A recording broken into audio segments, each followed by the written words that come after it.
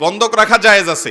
আপনি কারোর কাছ থেকে টাকা লোন নিয়ে তাকে আপনার জমিটা দিলেন, যে ভাই টাকা যে নিলাম এটা যে তোমাকে আমি দেব, গ্যারান্টি কি? গ্যারান্টি হলো জমিটা তোমার কাছে থাকুক, আমি মেরে খাবো না, এটা তোমার কাছে আমার গ্যারান্টি হিসেবে থাকুক। বন্ধকটা হলো গ্যারান্টির জন্য। কিন্তু আমাদের সমাজে যেটা হয়, শতকরা প্রায় 100%-এর মতো, 99%-এরও বেশি মানুষ জমি বন্ধক রেখে সেই জমি ভোগ করে।